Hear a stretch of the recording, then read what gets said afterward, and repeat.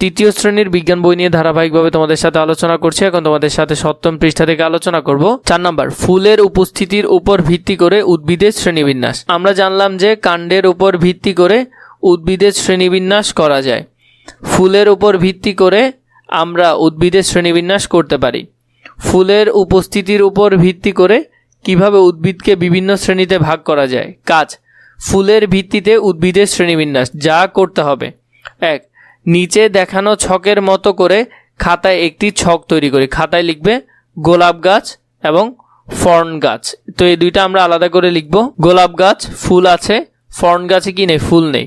গোলাপ গাছে বীজ হয়, ফর্ন গাছে বীজ হয় না, ফল হয়, ফল হয় না।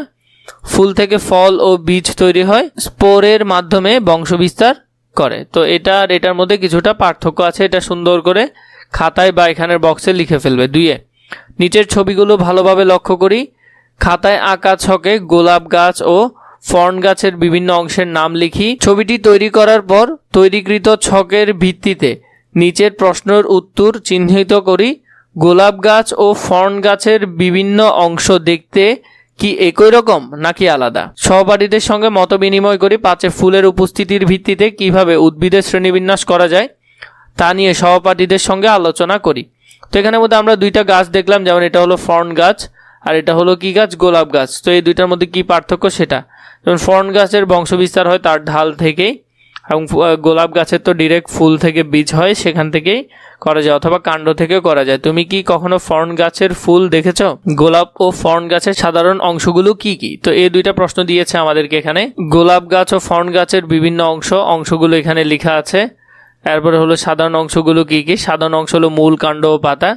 4, ফুলের উপস্থিতির ভিত্তিতে উদ্ভিদের শ্রেণীবিন্যাস। ফুলের উপস্থিতির ভিত্তিতে 2 প্রকার, সুপুষ্পক এবং অপুষ্পক উদ্ভিদ। সারসংক্ষেপ, গোলাপ ও ফর্ন উভয় গাছেরই মূল, কাণ্ড ও পাতা রয়েছে, কিন্তু ফর্ন গাছের কি নেই, ফুল নেই।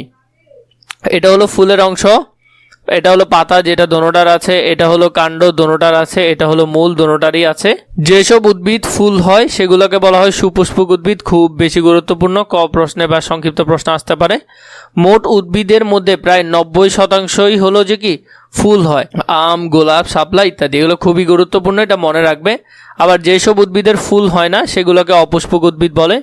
এগুলোর মধ্যে অধিকাংশ উদ্ভিদের আবাসস্থল হলো ছায়াযুক্ত বা স্যাঁতস্যাঁতে শীতল স্থানে, যেমন মস, ফর্ন, টেকি শাল ইত্যাদি। তো এগুলো হলো যে কি অপুষ্পক উদ্ভিদ।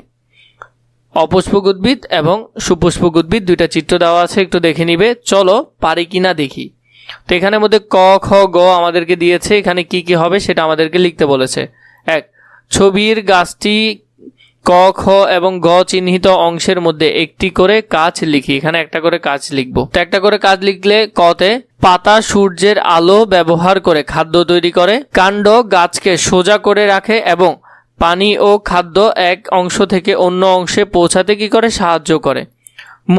মূল মাটি থেকে পানি ও খাদ্য শোষণ করে এবং গাছকে মাটির সঙ্গে দৃঢ়ভাবে আটকে রাখে। এখানে বলেছে 2, যদি ক অংশটি না থাকে তাহলে উদ্ভিদটি কি হবে এবং কেন হবে। যদি ঘ অংশ মূল না থাকে তাহলে গাছটি বাঁচতে পারবে না, কারণ মূল না থাকলে গাছ মাটি থেকে পানি ও খাদ্য শোষণ করতে পারবে না এবং গাছটি মাটিতে দাঁড়িয়ে থাকতে পারবে না। তো এখান থেকে তোমরা সুন্দর করে আনসারগুলো লিখে ফেলবে, আশা করি গোছালো আকারে লিখতে পারবে।